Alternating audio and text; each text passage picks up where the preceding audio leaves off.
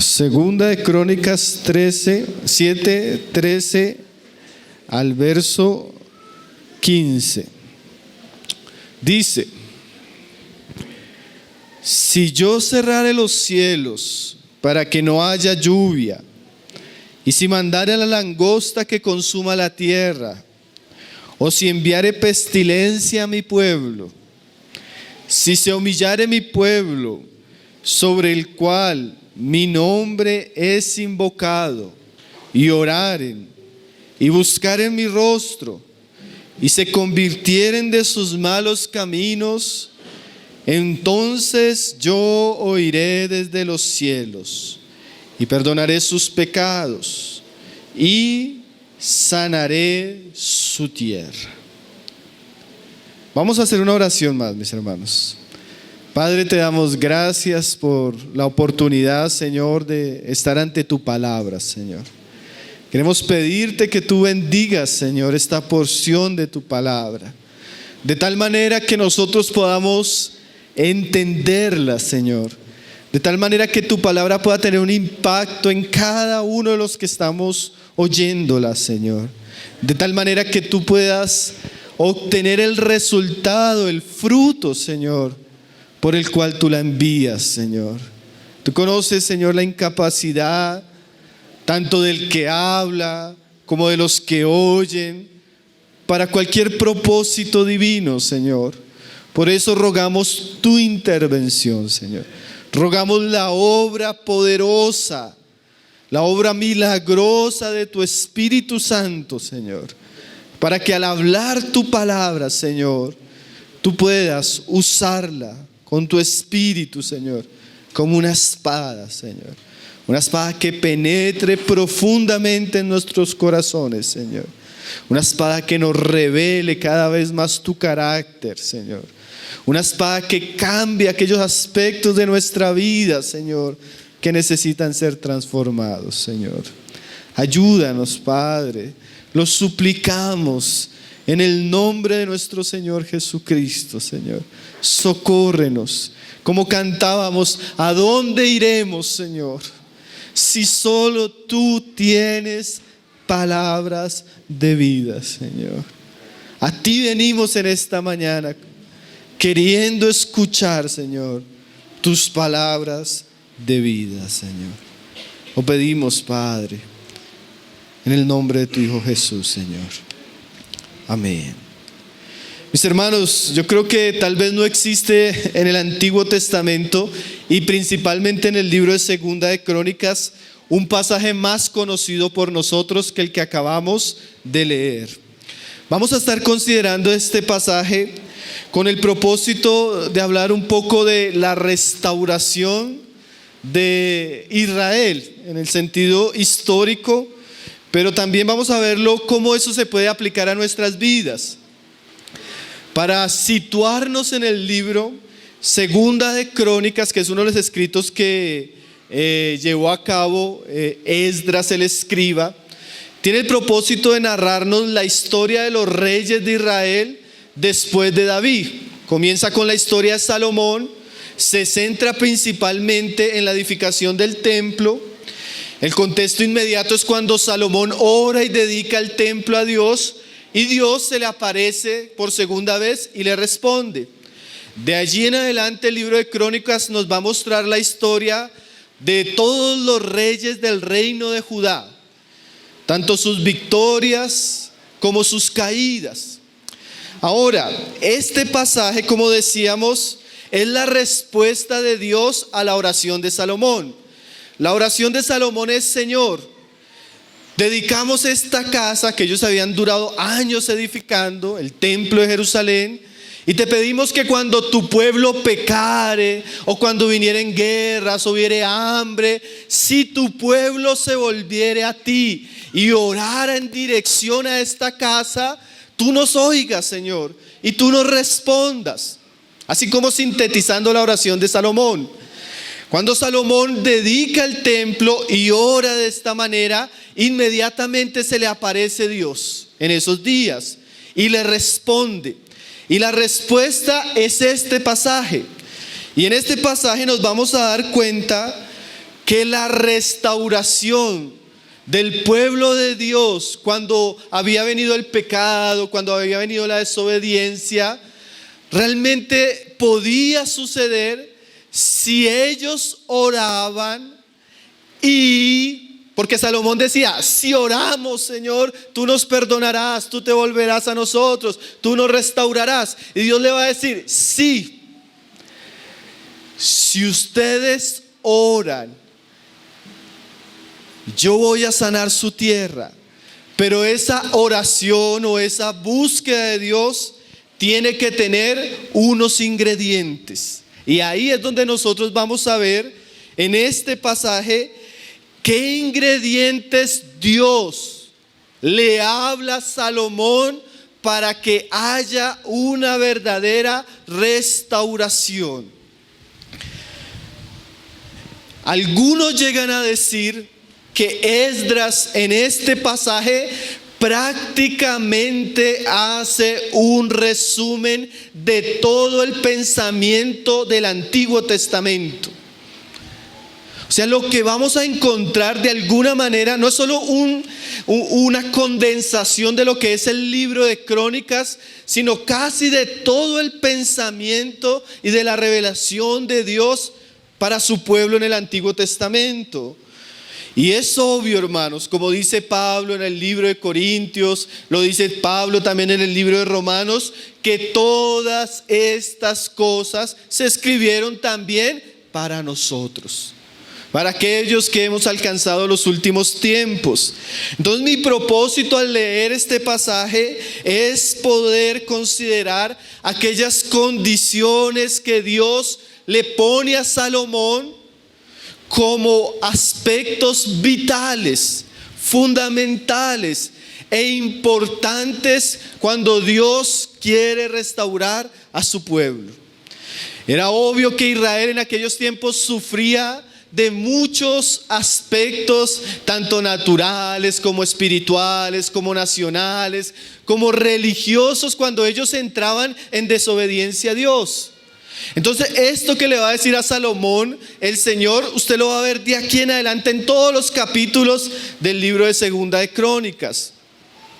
Pero hermanos, nosotros sabemos que el pecado, la rebeldía y la necedad de Israel es como un ejemplo, es como un pequeño prototipo de nuestros pecados, de nuestras rebeldías y de nuestras necedades. Entonces, lo que Dios le va a decir a Israel es muy aplicable a nosotros, sea en un ambiente personal donde yo necesito arrepentimiento y salvación, sea en un ambiente familiar donde yo necesito que Dios restaure algunos aspectos que están en una especie de juicio o de calamidad en mi vida o en mi familia, sea en un aspecto local como iglesia donde yo realmente deseo que Dios restaure, yo realmente deseo que Dios avive la iglesia, yo realmente deseo que la iglesia sea sanada. O también pudiéramos verlo como sucedía en este contexto de manera nacional. Muchas veces Israel se vio en una serie de circunstancias donde necesitaban la intervención de Dios y, como dice el pasaje aquí, que Dios sanara su tierra. Entonces, lo que vamos a ver siempre va a ser algo muy oportuno, muy importante, y ustedes van a darse cuenta cómo esto está también ligado a la vida y a la enseñanza de nuestro Señor Jesucristo y de los apóstoles. Muchas gracias, mi hermano. Entonces, bueno, vamos a leer el pasaje nuevamente. Vamos a ver como un panorama del pasaje para ver los tres aspectos que vamos a resaltar en el verso, principalmente en el verso 14. Entonces dice el Señor a Salomón: si se humillare mi pueblo, sobre el cual mi nombre es invocado, y oraren y buscaren mi rostro, y se convirtieren de sus malos caminos, entonces yo oiré desde los cielos y perdonaré sus pecados y sanaré su tierra. Si nosotros podemos hacer un bosquejo de este versículo, podríamos decir así: el pasaje está dirigido al pueblo, aquellos que invocan el nombre del Señor, y las condiciones son las siguientes. La primera es: si se humillare. mi pueblo. La segunda es, y orare y buscare mi rostro. Y la tercera sería, y se convirtieren de sus malos caminos. Ahí sí dice entonces. Si esto no está, entonces no encontramos el entonces. Pero cuando el pueblo se humilla, busca a Dios y se arrepiente de sus malos caminos, entonces Dios oirá y sanará la tierra. Entonces vamos a comenzar con el primer aspecto de este que nos habla en este pasaje el Señor. Dice ahí, si se humillare mi pueblo. Recuerden que el contexto es cuando vinieren juicios de Dios, guerras, calamidades, hambres, vinieran consecuencias. Entonces Dios iba a oír si el pueblo, como dice acá, se humillare. Y lo primero que el Señor le muestra al pueblo es que para que Dios pueda oír, para que Dios pueda salvar, para que Dios pueda sanar, para que Dios pueda restaurar, el pueblo primeramente tiene que humillarse. Recuerde que esto se puede aplicar al pueblo como nación, al pueblo como iglesia, al pueblo como familia o al pueblo de una manera muy individual. Humillarse. Ese humillarse implícitamente tiene que ver con un trato que nosotros debemos hacer con nosotros mismos, principalmente con nuestro orgullo. Generalmente la raíz de todos los pecados y de todas las cosas que vienen contra nosotros, generalmente es el orgullo. El orgullo fue la base, la razón de la caída del hombre. Como dice Matthew Henry, una frase que siempre recordamos, pero que es muy cierta. Lastimosamente el orgullo convirtió ángeles en demonios. Y el orgullo puede convertir el pueblo de Dios en un pueblo bajo la ira de Dios. El orgullo puede convertir ovejas en cabras, siervos en falsos obreros. El orgullo puede destruir los mejores dones, los mejores talentos, los mejores propósitos. Cuando el orgullo crece en el pueblo, lo único que le espera al pueblo es el juicio de Dios y la disciplina. Entonces el Señor lo primero que nos dice, si realmente queremos que haya un arrepentimiento, una sanación o una restauración, es que debe haber humillación. Marshall Segal, hablando del problema del orgullo, dice lo siguiente: el problema del orgullo es que él cambia la percepción que nosotros tenemos de nosotros mismos y del mundo que nos rodea. Y ese cambio de percepción hace que nosotros de alguna manera traicionemos la verdad. Porque una persona orgullosa no necesariamente es la que camina de una manera altiva. No es ese orgullo que nosotros detectamos a veces fácilmente en una persona que se viste de tal manera o que le gusta comprar ciertas cosas. El orgullo es mucho más sutil, mucho más peligroso. El orgullo es cuando el hombre considera la vida sin Dios.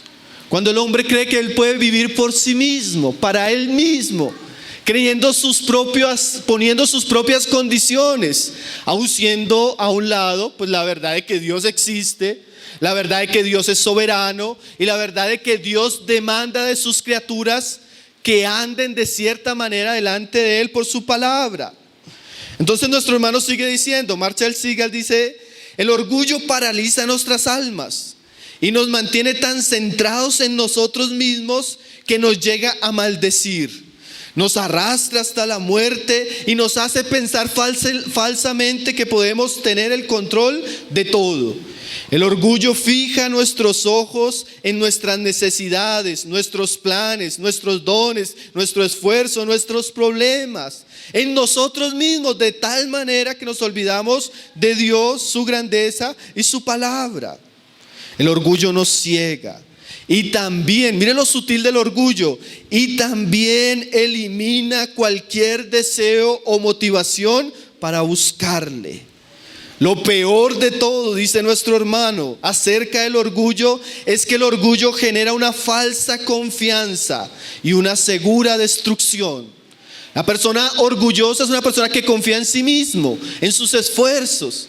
Él vive para él, para sus planes, para su trabajo, para su descanso, para su placer. Nadie le puede poner restricciones porque Él es su Dios soberano.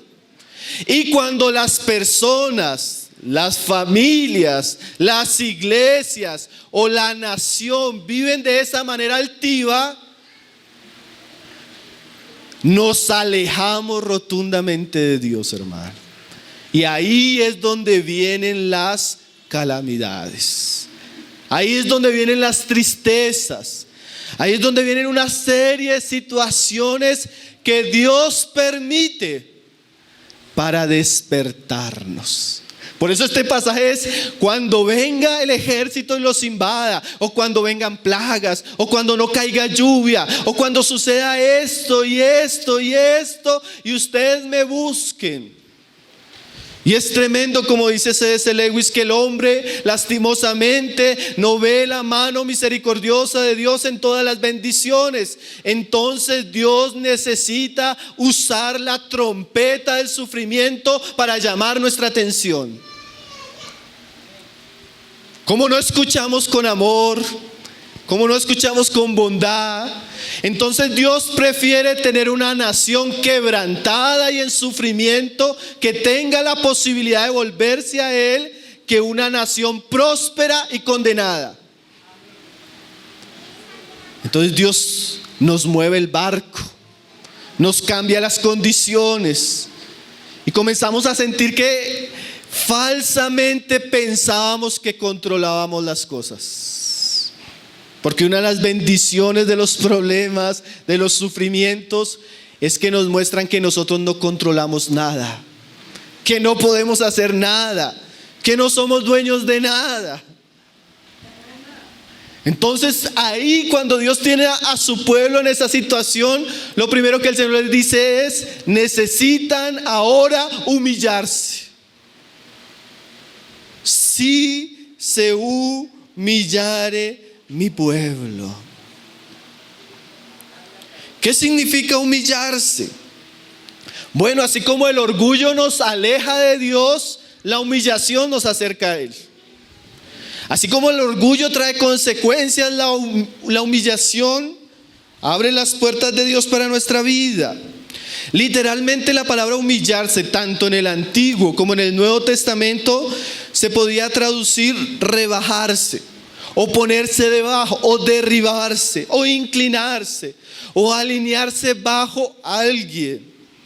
La palabra nos dice que si el pueblo de Dios quiere que Dios lo restaure, lo sane, lo limpie, lo bendiga, lo avive, el pueblo de Dios necesita humillación. Hermano, uno se da cuenta mucho de esto, no solo en la palabra, sino en la experiencia. En la medida que nosotros no aprendemos a sujetarnos, a humillarnos, a agachar nuestra cara, a doblegar nuestra cerviz, a reconocer nuestra condición, en esa misma medida, en vez de recibir gracia, lo que nos encontramos es que Dios nos resiste. Cosas en la vida de una persona, en una familia, cosas a veces en una iglesia, cosas a veces en una ciudad, que donde los hombres y las mujeres se hubieran humillado, hubieran sido sanadas, restauradas, perdonadas, fácilmente comienzan a complicarse cuando hay orgullo. Comienzan a complicarse cuando hay dureza. Comienza a complicarse cuando nosotros no estamos dispuestos a doblegar nuestra cabeza. Y lo primero que el Señor dice es: si se humillare. Yo a veces me pongo a pensar, si se hubiera humillado, ¿cómo hubiera sido de fácil el perdón, la restauración? Si se hubiera humillado, ¿cómo Dios hubiera restaurado y usado grandemente? Si se hubiera humillado, podría estar entre nosotros sirviendo. Si se hubiera humillado, ¿cómo Dios lo hubiera levantado en su tiempo? Pero la falta de humillación, hermano, Nosotros somos descarados. No solo pecamos, sino después de pecar y con las consecuencias que trae el pecado, aún así andamos altivamente, hermano. Aún así no escuchamos. Aún así no estamos dispuestos a asumir responsabilidades. Es el engaño a veces del pecado del hombre. Por eso dice el Señor: si se humillare. Hermano, como alguien me decía en estos días, no se trata muchas veces de quién tiene la razón o no. Se trata de cuánto estamos dispuestos a agachar nuestra cara delante de Cristo, delante de su palabra, delante de los hermanos. Pero ¿cuánto nos cuesta agachar la cara, hermanos? ¿Cuánto nos cuesta guardar silencio, decir amén, si esto es lo que necesito? Amén. Si esto es para restaurarme, hermano, amén. Si esto es por perdón, amén. Si esto va a cambiar la situación de mi familia, amén. Si esto va a ser un cambio, un avivamiento en la iglesia, amén. Yo estoy dispuesto a callarme, a humillarme, a pagar el precio, a sufrir. Pero ¿por qué muchas veces no hay restauración, hermanos? Porque muchas veces no hay salvación, aún en los que están oyendo el evangelio. Porque Dios no responde las oraciones. Porque Dios no cambia las situaciones. Bueno, porque tal vez nuestro rostro está todavía muy alto. Necesitamos inclinar nuestro rostro, hermanos. Si deseamos realmente que Dios sane nuestra tierra, nuestras vidas, nuestras familias, nuestros ministerios, las iglesias donde el Señor nos ha puesto, la ciudad. Sin humillación, hermanos, va a haber bendición. Alguien decía: solo cuando el hombre es libre de la tiranía, del orgullo y de su rebelión contra Dios, podrá disfrutar de su gracia. Solo, hermanos, cuando Dios nos libra de nosotros mismos, es que vamos a comenzar a experimentar la gracia, la bendición del Señor. Si nosotros, alguien te decía, si nosotros supiéramos lo peligroso que es nuestra autosuficiencia, nuestro orgullo, nuestra confianza en nosotros mismos, si viéramos eso como un mal, como un cáncer, lo trataríamos de manera regular con la palabra de Dios y con la comunión con el Hijo de Dios. Vamos a ver unos ejemplos prácticos de cómo eso se vio en algunos pasajes del mismo libro. Segunda de Crónicas 33:12 nos habla de uno de los peores reyes de Israel, Manasés. Manasés hizo de todo, hermanos. Manasés adoró ídolos, sacrificó a sus hijos, entregó al paganismo, al ocultismo, a la inmoralidad. Fue de los reyes peores que tuvo Israel. Y por causa de su mucha impiedad, Dios lo entregó en manos de sus enemigos. Sus hijos murieron, la nación sufrió guerras. Pero cuando él estuvo en angustia, mire lo que sucedió, dice el verso 12 del capítulo 33. Mas luego que fue puesto en angustias, oró a Jehová su Dios. Y mira esta frase: humillado grandemente en la presencia del Dios de sus padres. Gracias a Dios por esa angustia de Manasés, porque fue en medio de esa angustia, de ese dolor de haber perdido el reino, de haber perdido sus hijos y haber llegado a un calabozo de manera triste y miserable, que él ahí se despojó de su orgullo y clamó a Dios humildemente. Hermanos, pero es evidente que no deberíamos llegar al estado de Manasés, ¿cierto? No espere llegar al calabozo. No espere perder sus hijos. No espere perder tiempo. No espere perder su alma, su familia. No espere perder la comunión con la iglesia para humillarse. Hoy podría ser un buen tiempo, para que todos, yo pienso que en un sentido todos somos llamados a humillarnos constantemente. Todos tenemos áreas de nuestra vida vergonzosas, las cuales necesitan restauración, sanación, transformación, avivamiento. Y no deberíamos esperar como Manasés llegar a un punto de dolor profundo, de vergüenza profunda, para volver a nuestro corazón a Dios. Mire esa frase: humillado grandemente. Ahora, hermanos, esa palabra para nosotros en un contexto natural es mala. No, fulano de tal fue humillado grandemente. Y uno dice terrible. No, hermanos, eso no es terrible. Terrible es estar exaltado. Terrible es estar engrandecido en nosotros mismos. Los hijos de Dios se vuelven grandes, se vuelven dignos, se vuelven gloriosos, se vuelven más como Cristos cuando han aprendido a humillarse grandemente delante de Dios. La humillación no es algo malo, hermanos.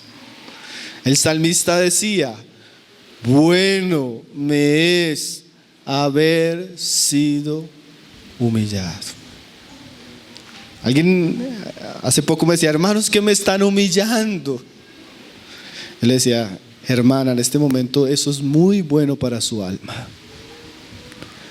Gloria a Dios, porque a veces necesitamos ser humillados, hermanos. ¿O no? Si se humillare mi pueblo.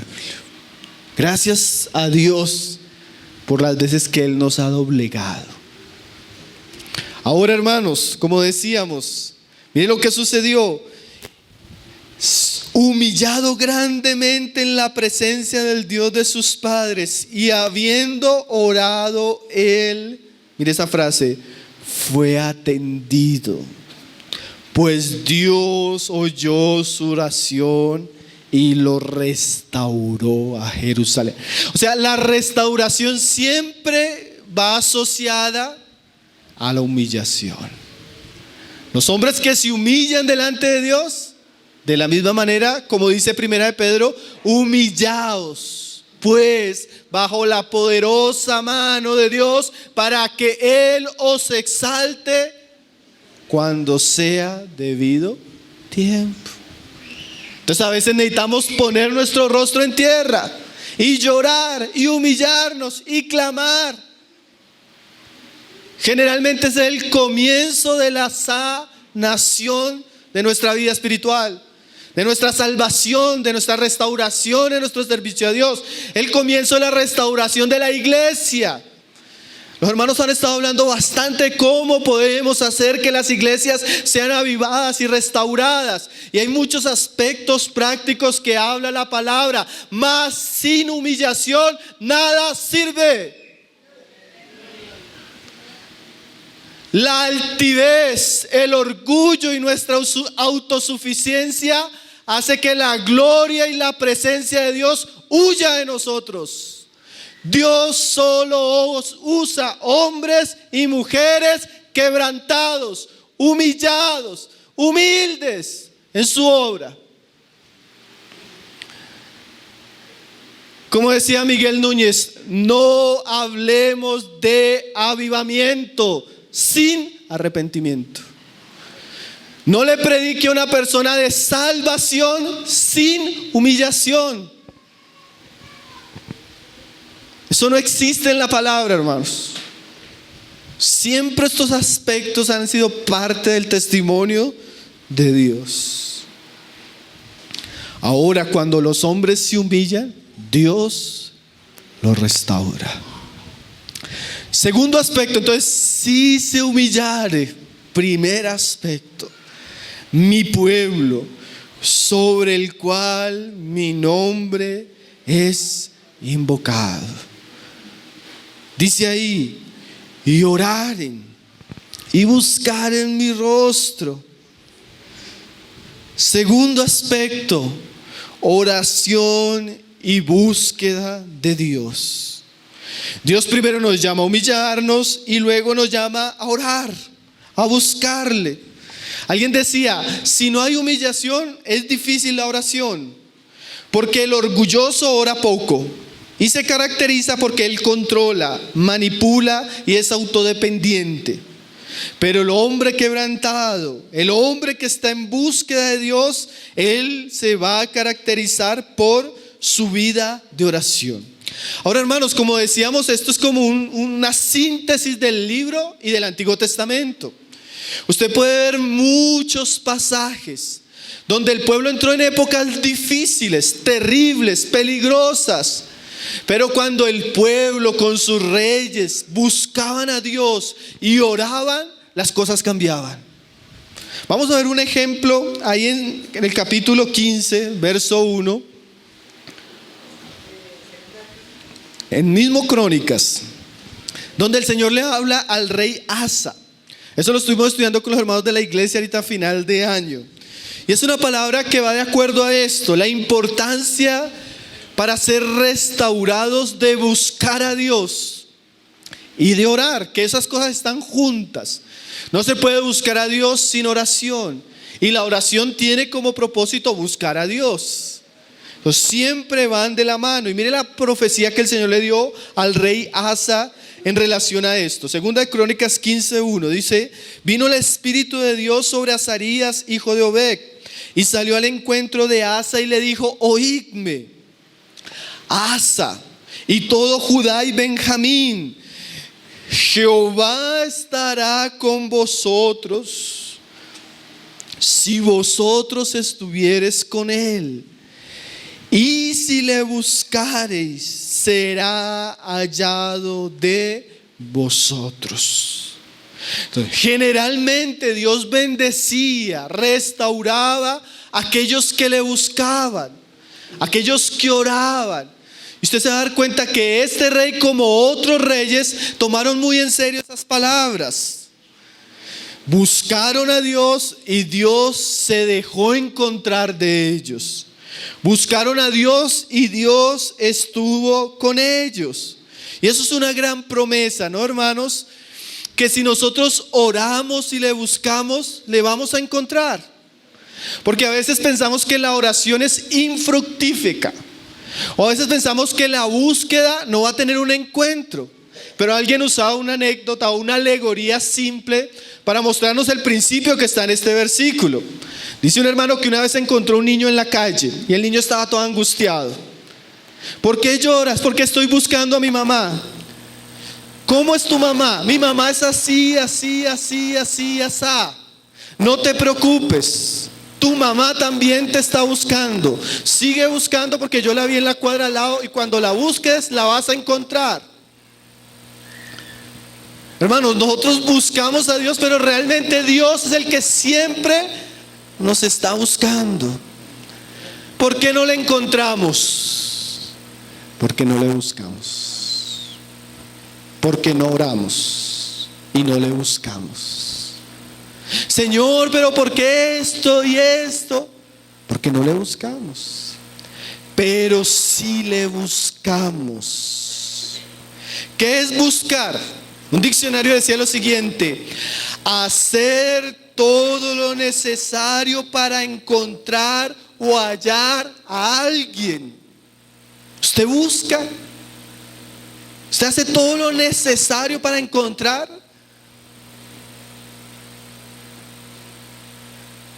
Imagínese que usted vaya a una ciudad grande y usted va con su niño pequeño y su niño pequeño se le pierde. ¿Usted qué haría para buscar a su niño? A nosotros una vez nos pasó eso, en Bogotá, en diciembre, en el centro, hermanos, así. Y yo apenas sentí una angustia y mi esposa comenzó a llorar y a gritar: Salomé, Salomé. Era tanto el clamor de ella que los comerciantes del sector comenzaron a gritar todos: Salomé, la policía, todo el mundo. Y bueno, encontramos a Salomé. Hermanos, ¿Dios se le ha perdido a usted el camino? A veces se nos pierde, hermanos. A veces nos desvía. No es que Él se pierda, nosotros nos perdemos. Y uno se da cuenta que llega un momento, una situación donde Dios no está. Pero ¿qué hacemos? ¿Será que hay esa angustia? Señor, ¿dónde estás? Señor, ¿a dónde iré? Señor, ¿cómo te puedo encontrar? No estoy teniendo ese gozo en la oración. No estoy teniendo esa satisfacción en la palabra. Me está costando ir a las reuniones porque no te encuentro. Pero lo buscamos.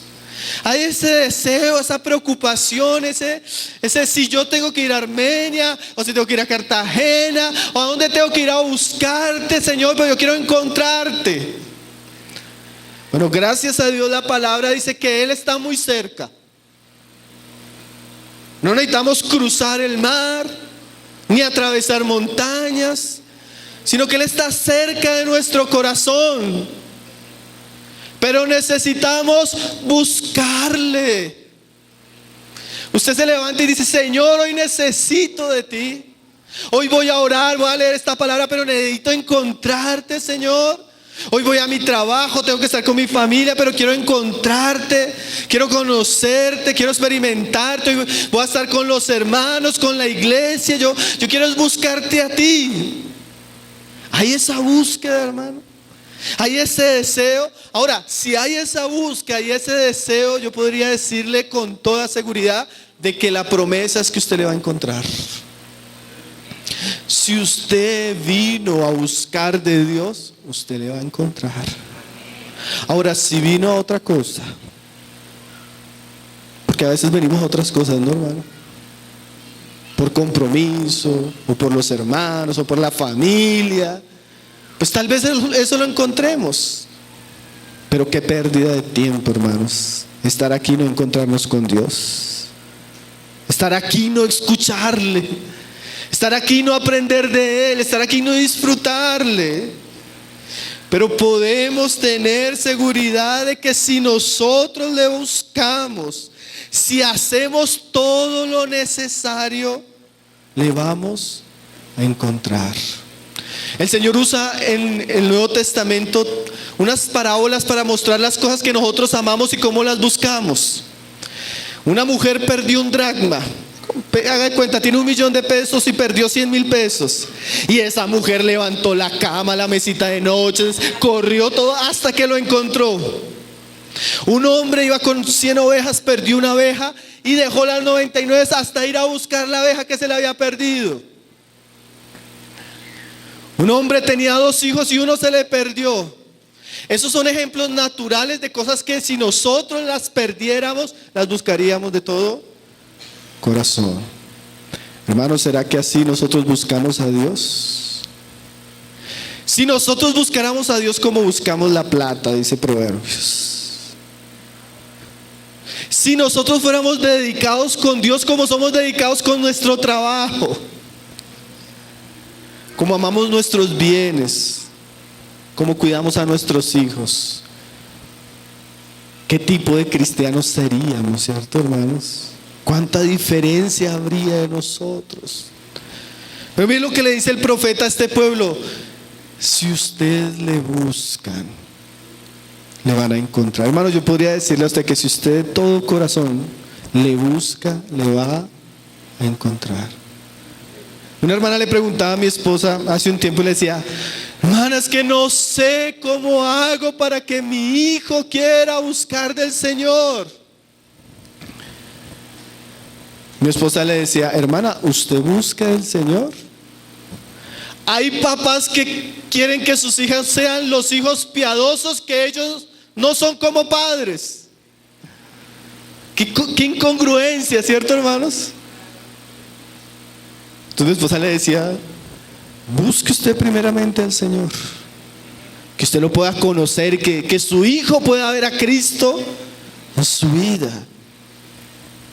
Pero a veces no buscamos al Señor, hermanos.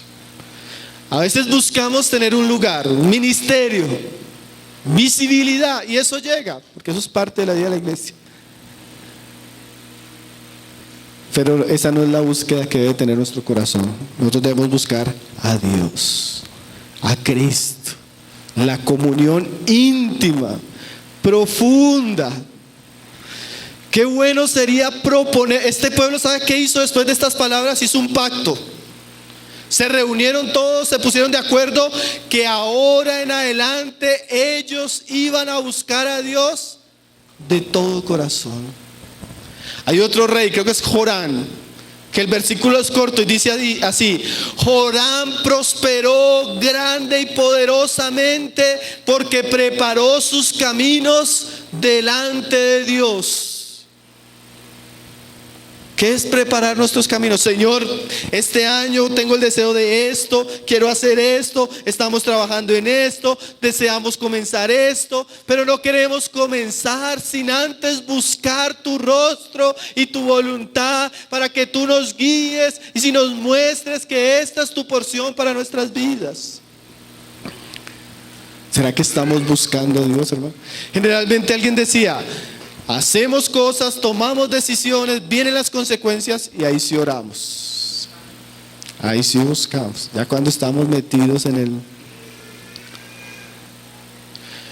Ahí también una advertencia: mas si le dejareis, ¿qué va a suceder?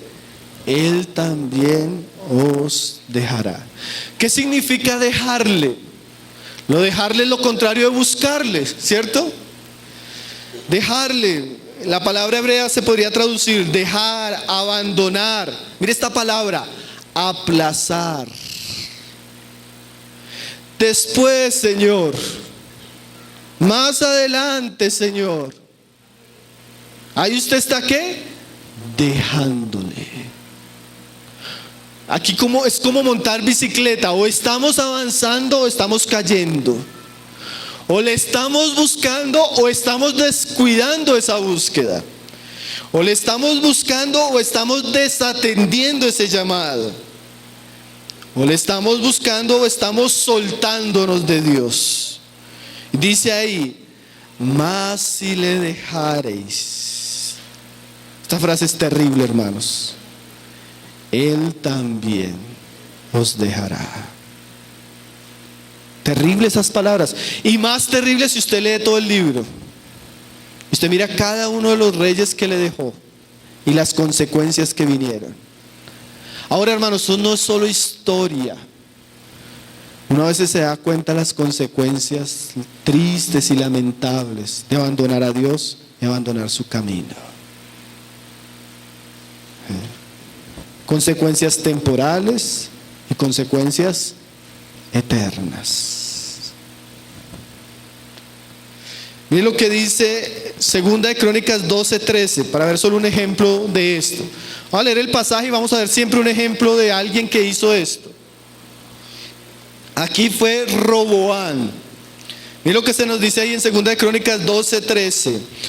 Fortalecido pues Roboam, reinó en Jerusalén, y era Roboam de 41 años cuando comenzó a reinar. Y 17 años reinó en Jerusalén, ciudad que escogió Jehová de todas las tribus para poner en ella su nombre. Y el nombre de la madre de Roboam fue Naama, amonita. Y hizo lo malo. Mire por qué él hizo lo malo. Porque no dispuso su corazón para buscar a Jehová. Hay cosas que son que están íntimamente ligadas.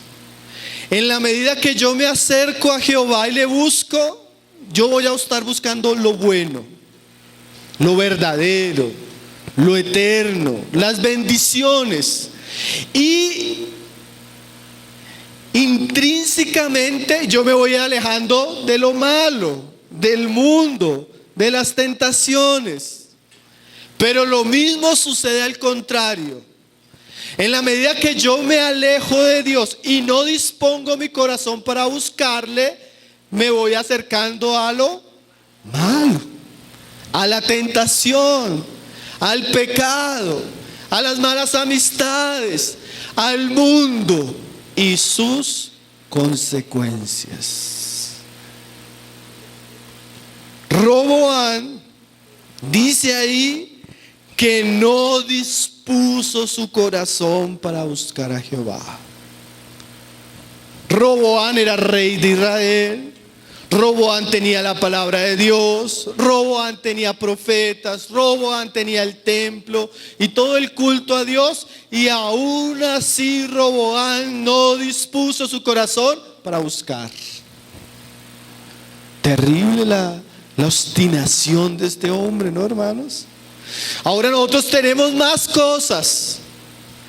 Tenemos a Cristo, tenemos su sacrificio, tenemos el Espíritu Santo, tenemos la palabra, tenemos la iglesia, tenemos reuniones, tenemos campamentos. Algunos tienen familia cristiana y aún así no han dispuesto su corazón para buscar a Dios. No se me duerma, mi hermano. No se me duerma. Yo sé que ha sido unas noches de... Vamos a despertarnos. Y no dispuso. ¿Qué es disponer el corazón? Nosotros usamos mucho ese lenguaje, ¿no, hermanos? Ya que vino acá, disponga el corazón. Porque a veces tenemos un corazón caprichoso. Tenemos un corazón inconforme. Tenemos un corazón que siempre como que nos quiere poner tropiezo a esta búsqueda. No, está lloviendo, está haciendo frío, es muy temprano. Ir a la reunión para que veas tal hermano. No, yo no quiero leer la Biblia porque no entiendo. Y nuestro corazón a veces, él tiene una cantidad de objeciones y excusas. No es así, hermanos. A veces uno tiene que tratar con uno mismo. No, ya estoy en el campamento, voy a disponerme para venir a la reunión temprano, voy a disponerme para alabar, voy a disponerme para que el Señor me hable, yo voy a disponerme para que haga el Señor algo en mi vida. Hay que disponer el corazón para buscar. ¿Se acuerdan de Daniel? Dice así la palabra, que Daniel se propuso en su corazón. O sea, Daniel se sentó y le dijo a su corazón: corazón, en la gracia de Dios, por lo que Dios nos ha dicho, por lo que Él ha mandado en su palabra, vamos a hacer esto. Pero Roboán no, dice, no dispuso. Qué frase tan corta para resumir una vida. Porque a veces esto no es solo de un día o de una mañana. A veces es una vida. Meses, años, problemas, situaciones, y la persona todavía no dispuso. Terrible, ¿no, hermanos? El justo, dice un pasaje, pasa por situaciones y ni aún así aprende. Y como no dispuso su corazón para buscar a Jehová, entonces hizo lo malo. Fuera de Dios no hay nada bueno, hermanos. Fuera de Dios siempre. Hay gente que me dice: hermano, pero es que yo no quería hacer lo malo. No necesita querer. Solo necesitarle la espalda a Dios, porque el mal lo va a atrapar. El mal lo va a atrapar, hermanos, porque Dios es nuestro mayor bien. Como cantábamos hoy, en Él estamos seguros, escondidos. Pero salga de Él. Salga de Él a este mundo lleno de tentaciones. Salga de Él a este mundo lleno de pecado, de engaño, de falsedad, de vanidad. Y lo que le espera a su alma, el alma de su familia y el alma de la iglesia, hermano.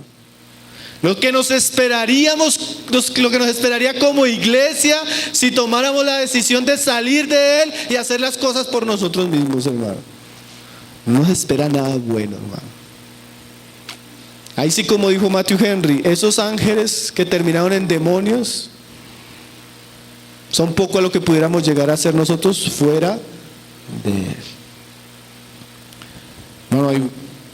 Fuera de Cristo hay una gran cantidad de peligros. Que Dios guarde nuestra alma. Si usted está en un punto donde dice: no, yo ya no quiero más, tenga cuidado con su alma. Si usted está en un punto donde quiere tirar la toalla, tenga cuidado con su alma. O si usted ya lo hizo y todavía no le ha sucedido, tenga cuidado con su alma, vuelva hacia Dios. Dios no puede ser burlado. Primero, si se humillare mi pueblo. Segundo, si el pueblo orare y le buscar. Y ahora tercero, para ir terminando, dice verso 14, segunda de Crónicas 7:14. Dice: y oraren y buscaren mi rostro y se convirtieren de sus malos caminos. Tercer punto, arrepentimiento o conversión. Esa palabra convertirse es una palabra que se usa con varias palabras, o sea, varios términos para referirse a arrepentimiento. Significa, o se puede también traducir, volver, desistir, cambiar, restaurar. Da la idea de que íbamos en una dirección y hacemos un giro para volver otra vez al camino. También implica restituir, apartarse o pagar. Todo esto nos habla de arrepentimiento. Si se convirtieren de sus malos caminos. Generalmente nosotros llegamos a ciertos puntos porque fuimos en un mal camino. No fuimos sabios, no tuvimos temor de Dios, no tuvimos instrucción, no obedecimos la palabra de Cristo, no oramos lo suficiente, nos descuidamos. Y generalmente todos, dice la palabra, vivíamos en malos caminos. Caminos de pecado, caminos de necedad, caminos de orgullo. Eso antes de Cristo, pero puede haber momentos en la vida cristiana que nos perdamos en malos caminos. Los hermanos que vienen por tierra saben cuán fácil es eso. Usted va con el GPS, usted está bien, usted está hablando, cuando usted ve el puente a la derecha, abajo, arriba, y usted no conoce la ciudad, y cuando usted llega y se manda, y usted se dio cuenta que se perdió. ¿A usted le ha pasado? Los que viajamos harto por tierra sabemos que eso pasa regularmente, nos perdemos. Hermano, y si eso sucede de una manera natural y fácil en la vida, espiritualmente sí que eso también acontece, hermanos. Pero fulanita iba lo más de bien, fulanito iba, pero era el hermano que predicaba, pero esa iglesia que era, pero esos hermanos, y ahora judaizantes, hermano. Ahora divorciado, ahora en la droga. Hace un tiempo íbamos un día con mi esposa y me dijo: ¿sí viste al hermano? ¿Cuál hermano? No lo vi, vi un borrachito que pasó así, de aquí para allá. Era el hermano tal. Hermanos, uno cree que la tentación, uno cree que desviarse eso es para...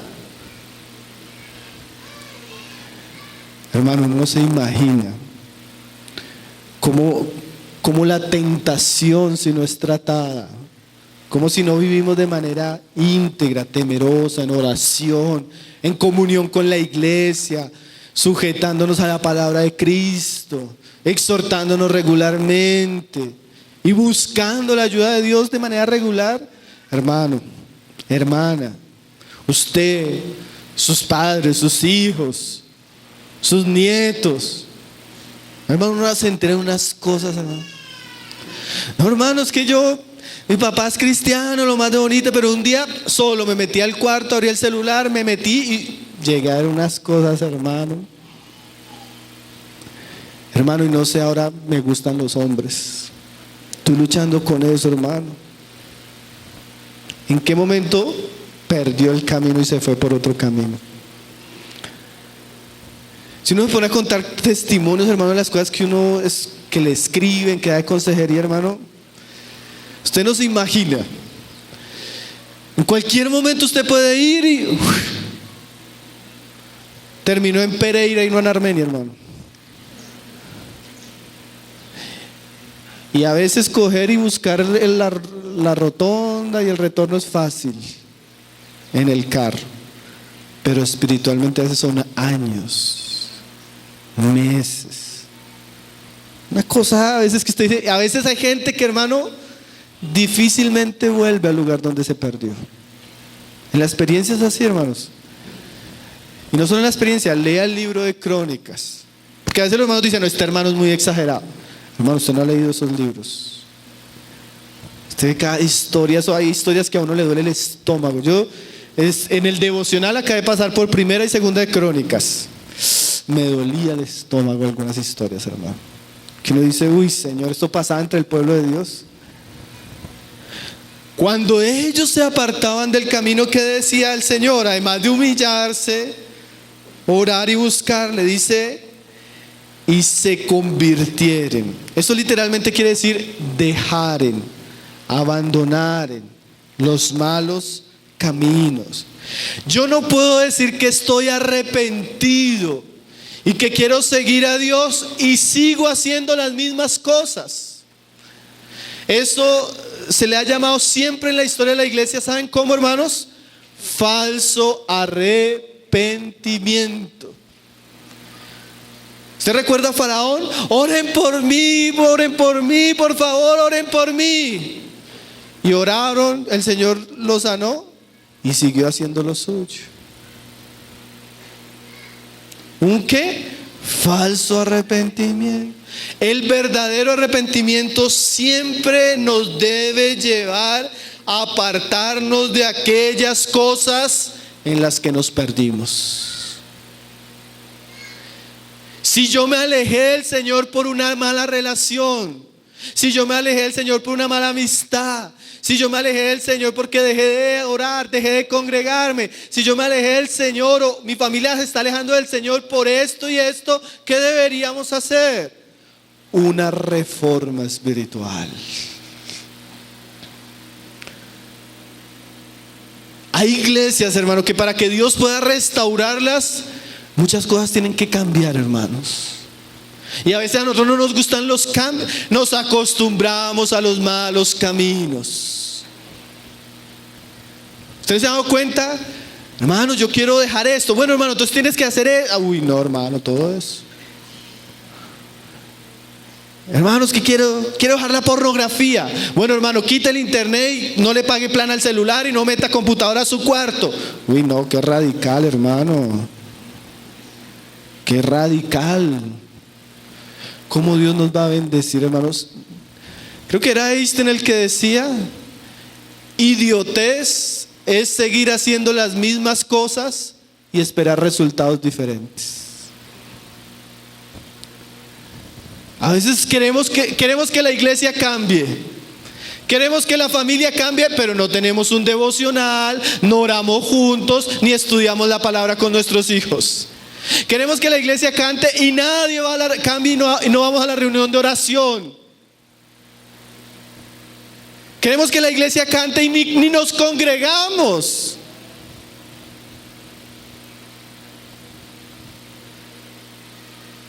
Hermano, no podemos burlarnos de Dios. Todo lo que sembramos, eso cosecharemos. Arrepentimiento no es solo lamentarse o entristecerse, hermanos. Tiene que ver con un cambio. Una persona arrepentida no es la que llora. La persona arrepentida es la que cambia sus malos caminos, hermano. Miren lo que dice J.C. Ryle. No permita que nadie le haga creer que puede ser feliz en este mundo sin arrepentimiento. Porque hay gente que piensa así: no, yo hice lo que hice y sigo y ya las cosas siguen normal. No crea eso, hermano, es un engaño. Sin arrepentimiento no hay perdón.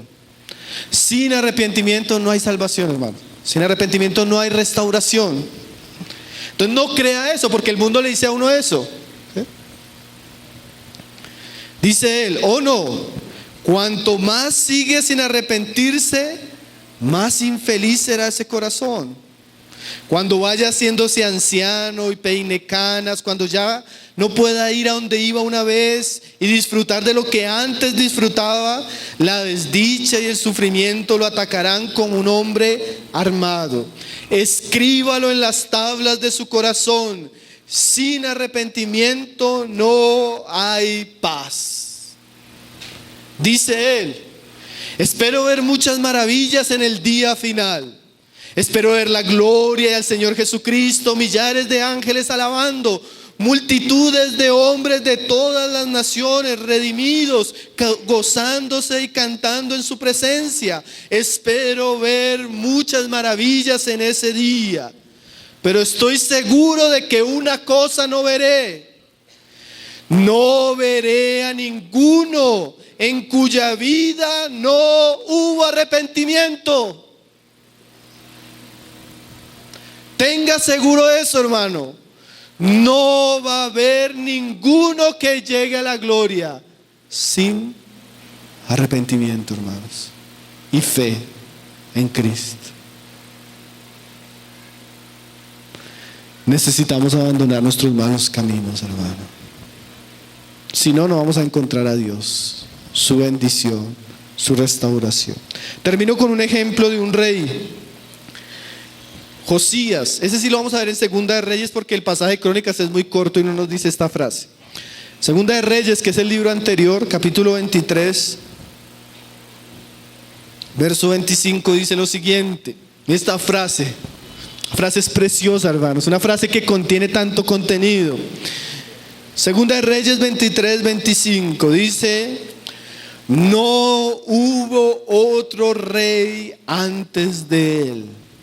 Mire esta frase: que se convirtiera Jehová de todo su corazón, de toda su alma y de todas sus fuerzas, conforme a toda la ley de Moisés.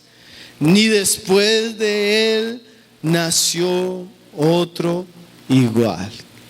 Qué palabras, ¿no, hermanos? Para describir la vida de un hombre. De todos los reyes después de David, claro, no hubo como Josías ningún otro que se convirtiera como él, con toda su mente, con todo su corazón y con todas sus fuerzas. No tenemos el tiempo, hermanos, pero Josías comienza a restaurar la casa de Dios. Yo sé que conocen el pasaje, y él encuentra la palabra. Cuando él lee la palabra de una vez, se contrista y se arrepiente de sus malos caminos. E inmediatamente usted puede leer ahí en el capítulo 23, desde el versículo 4 en adelante, este tipo de frases. Por ejemplo, el verso 5 dice: y quitó a los sacerdotes idólatras. El verso 6 dice: hizo también sacar la imagen de acera fuera de la casa de Jehová. El verso 7 dice: además derribó los lugares de prostitución idolátrica. El verso 12 dice: derribó además el rey los altares. El verso 24 dice: asimismo barrió Josías todos los encantadores, adivinos y terafines. Mire la conversión de Josías. La conversión de Josías fue: derribó, destruyó, sacó, limpió, barrió. Hermano, ¿cuáles son sus malos caminos? Aprendamos de Josías. Quitó, destruyó, limpió, quemó. No hay ¿saben cómo le pone ahí el título Reina Valera? Las reformas de Josías. Hermanos, si nosotros pudiéramos salir hoy o estos días con una lista de cosas en las que necesitamos cambiar.